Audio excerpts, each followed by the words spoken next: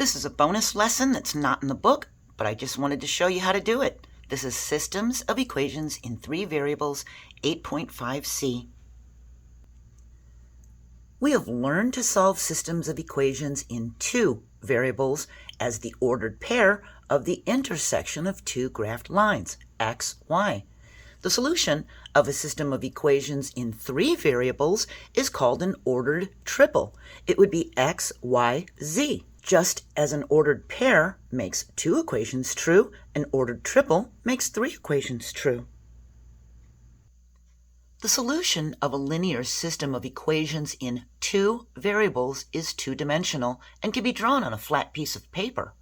The solution of a linear system of equations in 3 variables is 3-dimensional.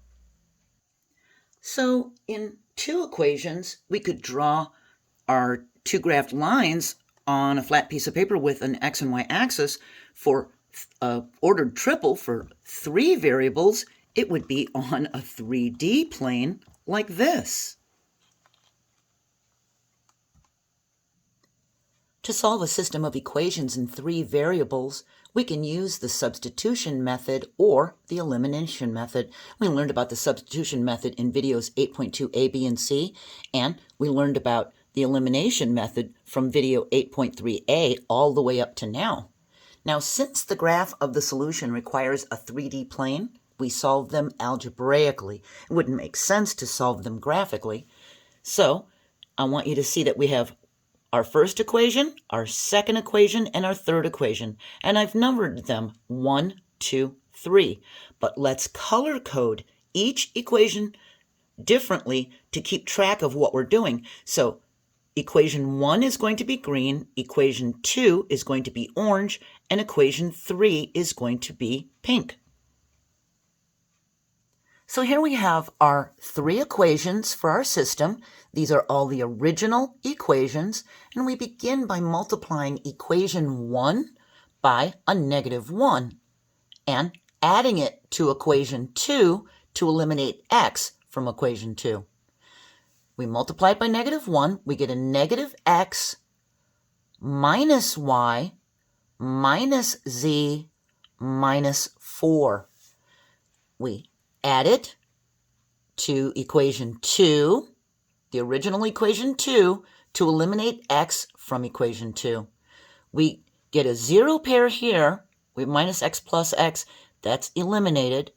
Now we have 3y minus 2z is equal to -3. And I've labeled this as 2b. It's not the original equation 2 anymore. It's the second version of it, so I've labeled it 2b. So now our system is the original equation 1, our changed equation 2b, and our original equation 3. Here we have our original equation 1, our changed equation 2b, and our original equation 3. To eliminate x from equation 3, we multiply equation 1 by -2 and add it to equation 3. We have -2x minus 2y minus 2z minus 8. We add it to the original equation 3, and we make a 0 pair here. Minus 2x plus 2x makes a 0 pair. We eliminate it. And now we have a -3y for z is equal to -9. We eliminated x from the third equation by multiplying the first equation by a -2 and adding it to equation 3. So now we have 3b. This is the second version. This is the next version of equation 3. Now, we still have our original equation 1. We've got 2b for our second equation and 3b for our third equation. Now we eliminate y from equation 3b by multiplying equation 2b by -1 and adding the result to 3b. So we take our 2b equation, we multiply it by -1, and a -1 times a -3y gives us a positive 3y. -1 times -2z gives us a positive 2z. and a negative 1 times a negative 3 gives us a positive 3.